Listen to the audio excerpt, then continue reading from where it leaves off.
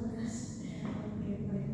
Apakah Mbak Asna sudah pernah melakukan proses konseling sebelumnya? Belum, Bu. Belum ya, belum pernah sama sekali Mbak Asna. Belum pernah, ini baru pertama kalinya saya mau konseling. Baik Mbak Asna, di sini saya akan menjelaskan sedikit tentang konseling itu bagaimana. Baik Mbak Asna, di sini saya akan menjelaskan sedikit tentang proses konseling itu bagaimana. Jadi proses konseling itu proses bantuan kepada seseorang yang sedang mengalami masalah. Di sini saya juga sebagai konselor itu menjadi fasilitator dalam mengatasi masalahnya Mbak Azra. Tapi nanti selesai atau tidaknya masalah itu ada di tangan Mbak Azra sendiri ya Mbak Azra. Iya. Baik. Apakah ada? Oh iya Mbak Azra, sebelumnya pertemuan kali ini itu biasanya 30 menit ya Mbak Azra sampai 40 menit. Mbak Azra berkenannya berapa menit? Kayaknya 30 menit aja. Biasanya habis ini saya ada ini buat kakak saya kerja. Oh iya, jadi 30 menit aja ya Mbak Azra pertemuan kita hari ini. Nanti kalau pertemuan hari ini tidak selesai bisa ada dijadwalkan kembali pertemuan yang selanjutnya ya Mbak Azra. Iya. Nanti Mbak Azra bisa di hari apa nanti bisa hubungi saya ya. Iya. Baik, Mbak Azra kesini apakah ada yang ingin Mbak Azra ceritakan atau ada yang ingin Mbak Azra ungkapkan kepada saya? Ada, Bu. Jadi gini, saya itu pengen cerita gitu, Bu. Beberapa hari yang lalu itu saya akan bertengkar sama kakak saya.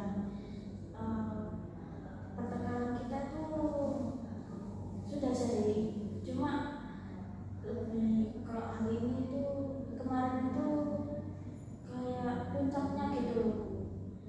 Jadi biasanya tuh cuma marah biasa dan saya tuh selalu menanggapinya dengan sabar gitu, Bu. Jadi kayak saya tuh mewajari perilaku kakak saya ini yang suka marah-marah terus gampang kepancing emosinya gitu, Bu. Jadi saya juga cuma menanggapinya itu dia. Cuma karena kemarin itu menurut saya kakak saya tuh sudah terlalu batas gitu, Bu. Jadi saya ikutan marah.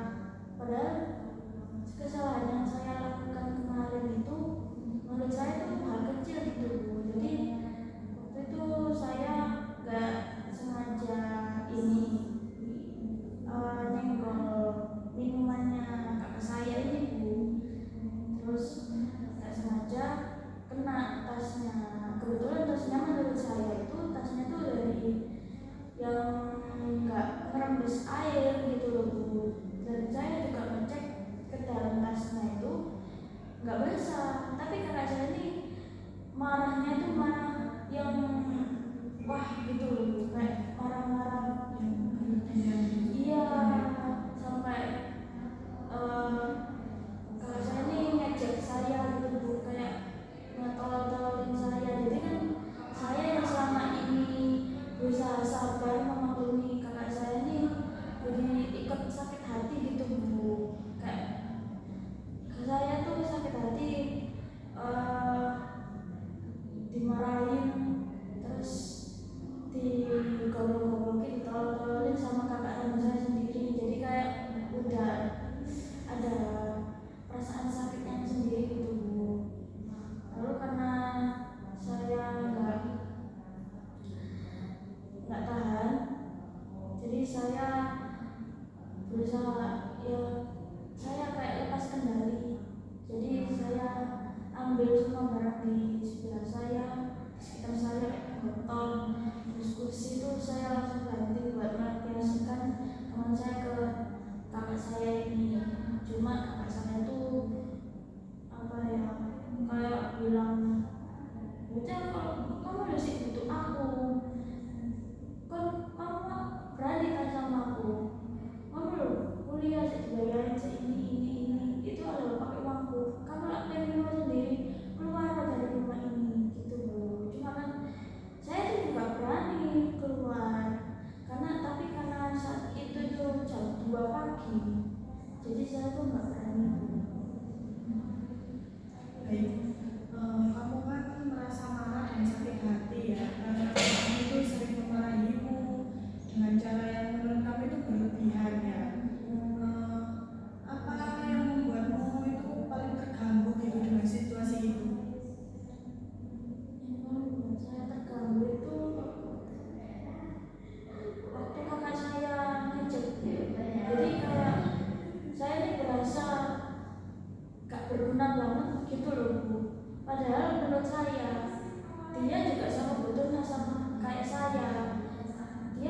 membuat seolah suasananya saya tuh adalah orang yang sangat kakak saya itu adalah orang yang sangat saya butuhkan gitu Bu. Gitu. Jadi saya merasa kayak sakit hati waktu lagi ditonjolin gitu. Itu sih yang membuat saya merasa terganggu. Kalau begitu, apa sih yang ada di pikiranmu yang muncul setiap kali kakakmu marah itu? Ya selama ini ya saya mendam rasa marah saya Bu. Kalau kemarin tuh ya kayaknya cuma sesaat gitu. Setelah saya meeting terus udah habis itu saya kayak udah merasa nyesel gitu setelah banting botol sama kursi ke kakak saya. Sepertinya kamu itu merasa kayak sangat marah dan sakit hati banget gitu ya sama kakak kamu. Iya Karena kakak kamu itu berpikir bahwa dia itu tidak seharusnya marah seperti itu. Apakah benar begitu? iya Bu, saya pengennya kakak saya itu marahnya jangan Yang terlalu marah gitu ya. iya kayak padahal saya tuh cuma nontonannya sedikit gitu tapi dia marahnya tuh kayak seakan-akan saya baru ngelakuin hal yang salah banget gitu. Apakah masuk akal mengharapkan kakakmu tidak pernah marah sama kamu secara berlebihan? Apakah manusia itu selalu bisa mengontrol emosinya dengan sempurna? Ya kan saya tahu kalau marah itu kan datangnya kan tiba-tiba.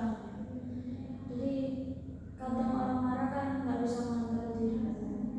Ya maksud saya tuh pengen kalau kakak saya tuh setidaknya nggak usah lah berlebihan kayak gitu, apalagi sampai ngetol-tololin saya gitu. Itu bikin saya sakit hati banget. Setidaknya dia marah itu marah sesuai kesalahan saya gitu. Kalau kita lihat dari kenyataannya ya, apakah semua kakak di dunia ini itu tidak pernah marah berlebihan kepada adiknya? Ya tergantung menurut saya, tergantung kepribadian orang itu. Kayak contohnya kakak saya kan, saya juga nggak expect kalau dia itu bakal semarah itu gitu. Biasanya dia tuh yang marah cuma marah terus kayak marah diselingi nasihati gitu loh. Tapi yang tadi yang kemarin itu benar-benar bikin saya tuh sakit hati karena dia marah terus sambil ngetol-tolong saya itu Bu.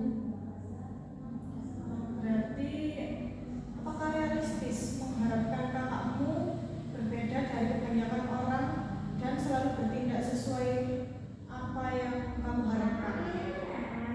Iya, saya pengennya kakak saya itu marahnya nggak berlebihan, terus tidaknya dia marah itu dengan mengarahkan saya gitu. Apakah dengan terus merasa marah dan sakit hati kepada kakakmu, kamu merasa lebih baik atau malah semakin stres? Semakin stres sih Bu, soalnya saya sama kakak saya kan satu rumah itu cuma berdua. Jadi kalau dalam satu rumah kita perang dingin terus diem-dieman gitu kayak gak enak gitu Bu. Karena sudah beberapa hari ini, mungkin sudah 2 hari, saya tuh kayak berasa di orang asing kan sama kakak saya. Kayak yang biasanya kakak saya nyapa saya buat mandi terus nyuruh saya buat bikin sarapan, itu semua nggak ada gitu. Jadi saya kayak asing gitu. Jadi apakah keyakinan bahwa dia tidak boleh marah seperti itu membawa manfaat bagimu atau malah merugikanmu? Menurut saya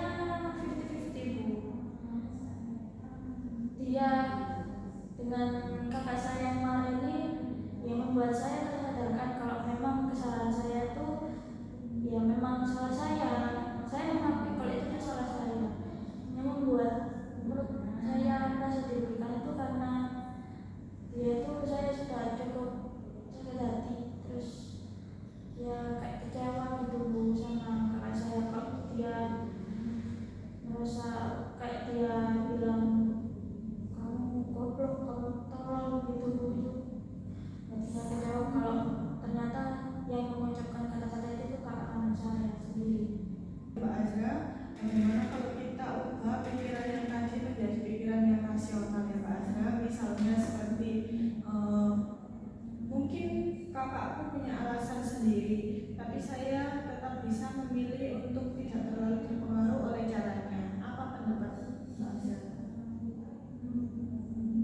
Menurut saya wajar sih Bu, soalnya kan saya juga nggak bisa kontrol reaksi kakak saya, tapi saya kan masih bisa buat kontrol diri saya sendiri gitu.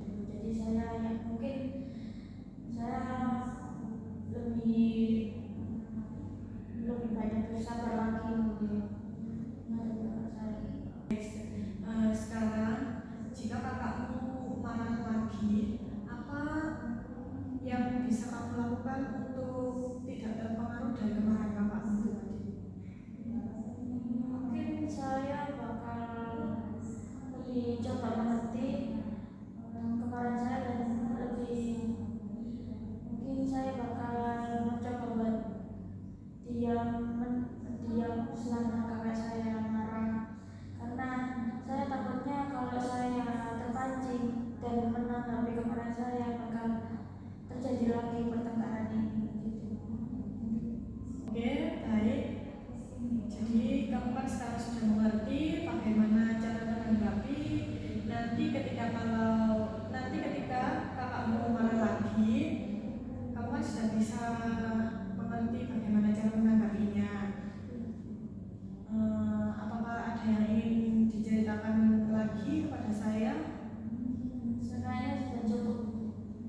Sudah cukup ya. Ini tadi sudah 30 menit berlalu. Nanti proses konseling hari ini kita lanjutkan di proses konseling yang selanjutnya. Barangkali masalah tadi itu belum bisa terselesaikan